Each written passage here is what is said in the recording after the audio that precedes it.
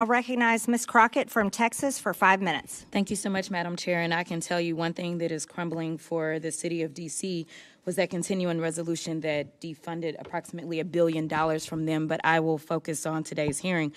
The Republicans' recklessness and chaotic approach to reducing the size of government has shown us what we've already known. Concepts of a plan don't work. This is the committee's fourth hearing, and still no one from the so-called Department of Government Efficiency has testified before this committee about their plans to break the federal government, because as it turns out, breaking the federal government doesn't just hurt people you don't like. It's not just going to be Democrats who miss out on Medicaid, Medicare, and Social Security, or only Democratic veterans who will miss out on their VA benefits. Their approach will negatively impact all Americans. So it's unfortunate that Republicans have taken a seemingly bipartisan issue and included it as part of their scam to subsidize tax giveaway for billionaires. They haven't proposed anything that will improve the efficiency of the government. Instead, they have put the country on a path to a recession and implemented the largest tax increase on Americans in decades through Trump's tariffs. This hearing is their latest attempt to try to convince the American people that dismantling public-facing agencies will somehow improve government efficiency. Let me tell you, it won't.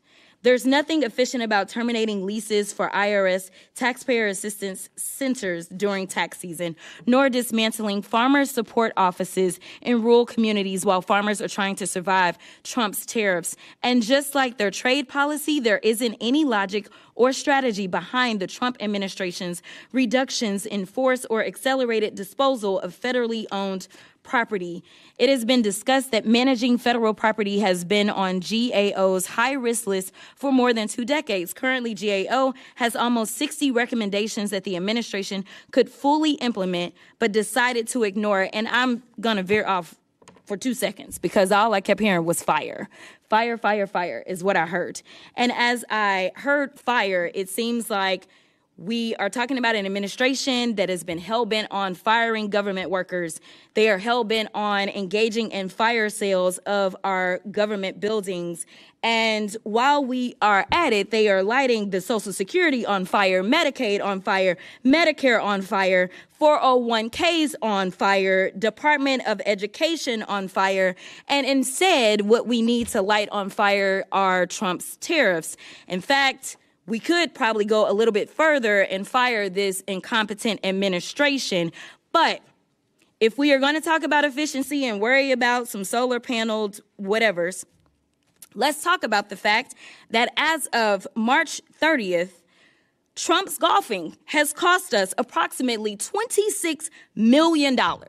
And the last time I checked, we're not getting anything in return for that. So I will get back on my remarks, but I just wanted to point out that maybe we need to talk about the president and his golfing habits. In fact, he decided that he was going to golf as the markets were tanking. He decided he was going to golf instead of receiving 4 heroes who died serving this country. He has decided that he wanted to play games while the rest of us are really trying to make sure that we can serve the American people.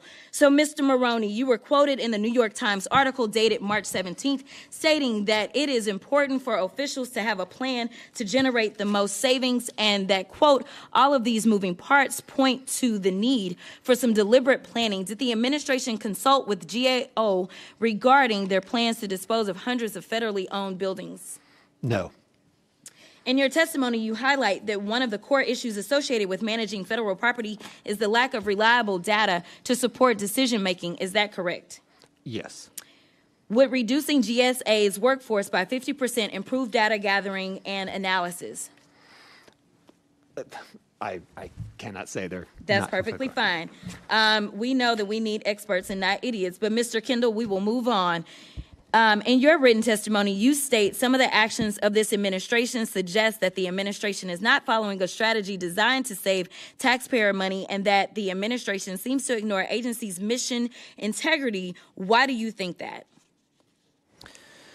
In the list you got of 20 seconds. In the list of projects, there were a couple score Social Security offices, IRS, taxpayer service offices, which those agencies, those end user agencies wanted, and yet the administration is canceling those leases. So it does imperil mission accomplishment. Thank you so much. I'll yield back.